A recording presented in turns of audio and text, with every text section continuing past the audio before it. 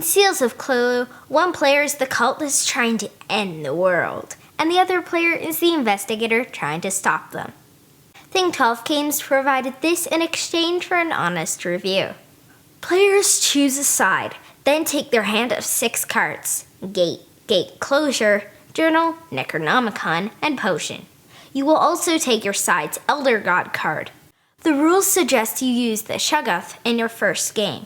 These Elder Gods add complexity and game-breaking abilities, but also add risk. On your turn, play a card face down between you and your opponent, then place a number of influence markers, including 0, as your bid. Your opponent has 2 choices: take the markers, but give you the card. It goes face up in front of you. Bid at least 1 more influence marker than you. Bids go back and forth until someone takes the influence markers or are unable to outbid their opponent. Once you have an artifact or Elder God card in front of you, you may use the card's influence value as part of your bid. When a player chooses to take the influence markers, they take any card used in the bid. An optional rule is to use ID cards. Each side will choose one of these cards that offer unique and powerful abilities. Once used, the ID card is flipped face down. The game ends after 5 turns, meaning 1 card will be left over. The winner is the player with the highest control value, meaning the Roman numerals at the top of the cards. Bid on cards, trigger artifact abilities, and end, or save, the world. That's Seals of Cthulhu. Seals of Cthulhu's entire play area is the size of a placemat. Our average games are just over 10 minutes, although your first game might be closer to 15 minutes. The theme is a little dark, but it and the art aren't anything close to Cthulhu the Great Old One, or even Arkham Horror and Fury of Dracula. There's some reading, math is very simple, and the bidding system is too. Kids who like this sort of theme could try this at 8 and be fine by 9. In our 4th game of Seals of Cthulhu, Dad was the cultist. Once I had all of his influence markers, I only ever bid mine. Why?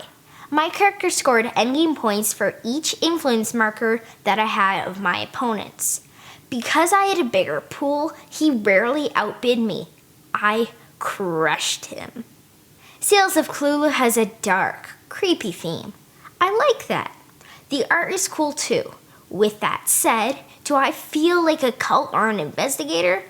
Not really. If theme is more important to you than mechanisms, keep this in mind.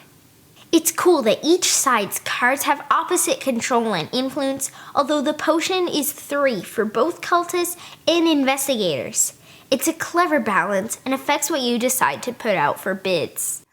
Even more clever is how the cards combine to make an artifact. Do you want to risk giving your opponent a low card that they can use for an ability? Blocking and bluffing becomes important. There are 7 Elder Gods, which change which values and powers are in play, plus 4 investigators and cultists. This creates many different combinations. Knowing when to use your investigator and cultist can be, and usually is, the difference between winning and losing. The game is really short and simple to teach, learn, and play. I recommend playing at least both sides in a sitting to maximize your value. If both players win a game, do a best of 3. Flip the player marker to see which player gets which side.